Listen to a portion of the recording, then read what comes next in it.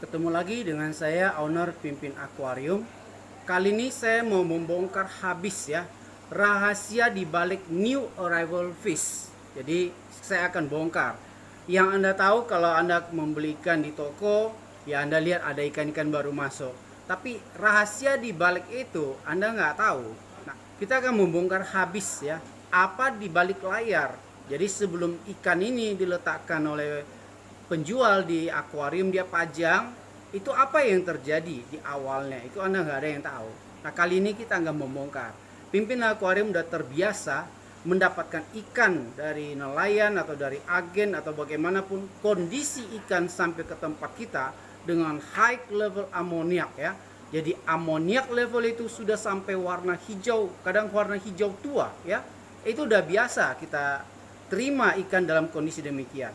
Hanya yang punya high skill ya, jadi expert istilahnya, yang bisa handling ikan dari kondisi level amoniak yang sangat tinggi sampai ikan benar-benar bisa save ke tank kita. Nah, jika dia hanya sekedar pemula, newbie, saya yakin ikan yang baru masuk akan langsung dimasukkannya ke tank, ikan itu akan mati.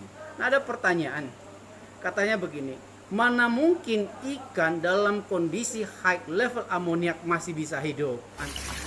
Begini kondisi ikan dalam high amoniak, boleh dilihat ikannya pada lemas dan pingsan, tetapi ikan masih tetap survive.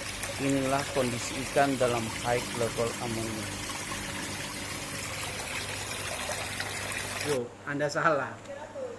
Pada high level amoniak di dalam packingan ya, memang benar amoniaknya sangat tinggi, pH-nya itu akan sangat rendah. Selama ikan pada pH yang rendah, ikan itu masih survive ya. Artinya apa? Amoniak itu belum menjadi racun ya.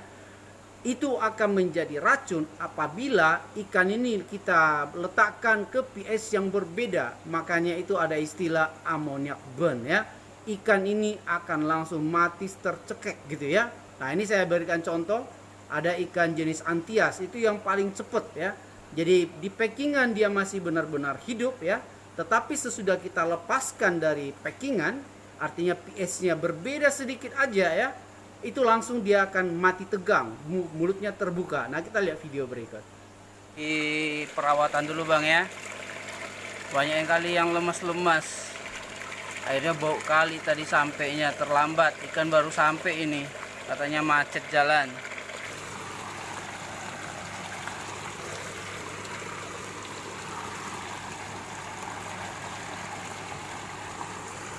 Nah, jadi bukan kebohongan yang kita pamerkan kepada publik karena ada komen Pimpin Akuarium itu membuat halu, membuat sensasional, membohongi publik.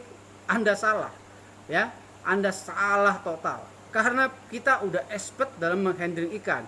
Mungkin Anda hanya membeli ikan dari toko yang amoniak levelnya ya tidak tinggi. Namanya dari toko hanya ke tempat ada, paling memakan waktu 4-5 jam mungkin.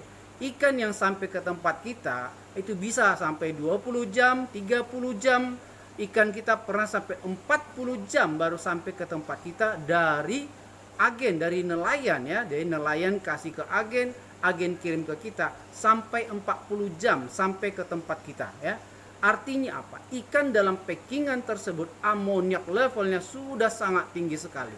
Nah, apa yang saya katakan? Ikan masih hidup, benar. Ikan masih hidup dengan amoniak level yang begitu tinggi. Tapi ingat, pH-nya itu rendah. Selama pH yang rendah, amoniak itu tidak berbahaya pada ikan ini. Tetapi jika pH-nya langsung naik, amoniak tersebut akan membakar, makanya ada istilah amoniak burn, ikan itu akan mati total. Nah, kita lihat ini ada ikan datang dari agen amatiran saya katakan, karena ini adalah yang pertama dan yang terakhir bagi agen tersebut kita mengambil ikan, karena pada saat ikan sampai dari cara packingan, Anda boleh lihat sendiri, satu pack dia pack 2 ekor ikan, airnya banyak, oksigen sangat sedikit, Anda boleh lihat. Nah, kadang kita mentes supplier kita ya. Kalau suppliernya memang kondisi ikan sangat jelek sekali, itu yang pertama dan terakhir. Karena mengapa? Sering kita mengajari supplier kita, yang kita utamakan adalah kualitas ikan ya, bukan kuantitas. Dia mau kirim 1000 ekor gak perlu, tapi kualitas yang paling penting ya. Jadi sampai ke tempat kita, artinya ikan ini bisa survive, bisa kita jual ya.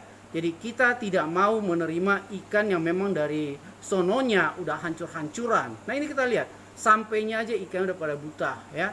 Ini buta bukan karena parasit, jadi yang Anda salah.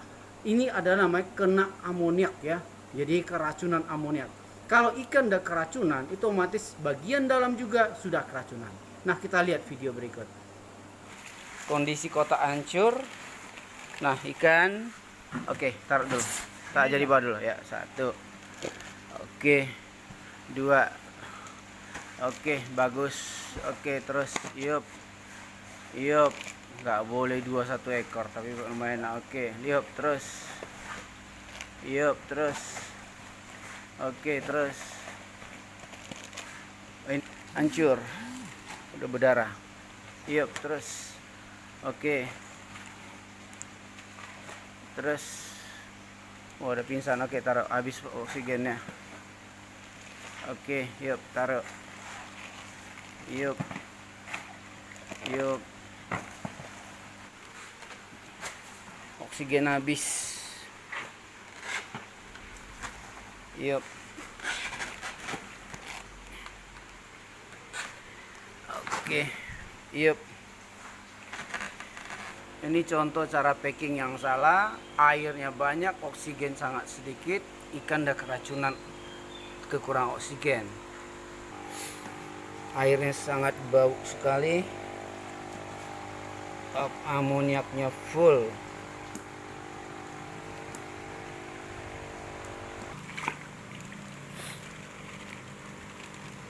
Masih kanan. Nah kondisi ikan yang baru masuk, airnya sangat bau sekali dan sangat keruh, penuh dengan amoniak. Beginilah ikan kalau baru masuk dari nelayan. Kondisinya sangat, ya airnya sangat kotor, bau sekali, amoniaknya sangat tinggi sekali. Nah kondisi ikan dalam kondisi seperti ini, itu imunitasnya akan drop total. Dan kebanyakan di saat seperti inilah saat-saat yang paling kritis. Sebagian masih ada yang pingsan, nah sebagian kekurangan oksigen karena memang di packingannya sangat tidak ada oksigen, sangat minim.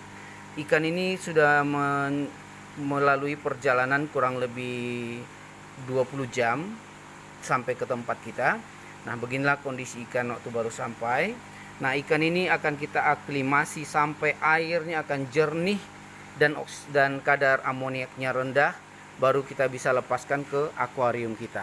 Nah kita akan melakukan aklimasi sampai airnya ini kembali menjadi bersih dan ikan siap kita lepaskan di akuarium kita. Ini kondisi ikan sesudah 5 jam kita aklimasi. Air sudah jernih, tingkat amoniak sudah cukup rendah.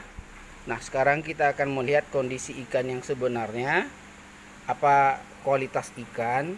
Kita quality control namanya. Kita periksa ikan yang sakit kita pisahkan, yang sehat kita juga pisahkan.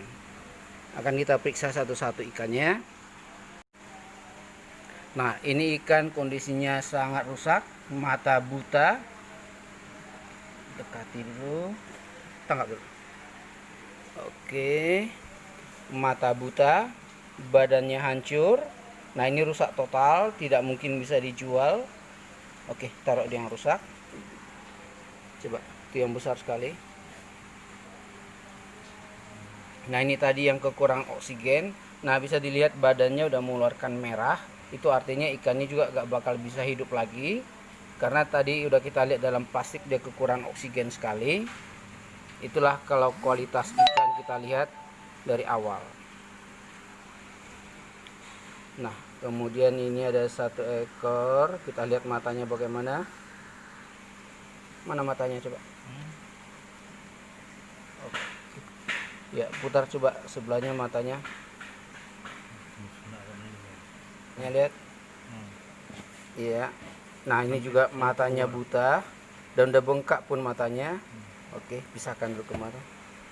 Oke, terus ini badannya luka. Badan hancur. Luka. Coba. Oke, masih bisa kita rawat. Oke, pindahin aja. Nah, Nah, ini pelataknya rusak parah, tapi kita bisa rawat. Nampak nih ya. Nampak ini badannya hancur dan ini bakal infeksi. Tapi oke, kita bisa rawat. Nah,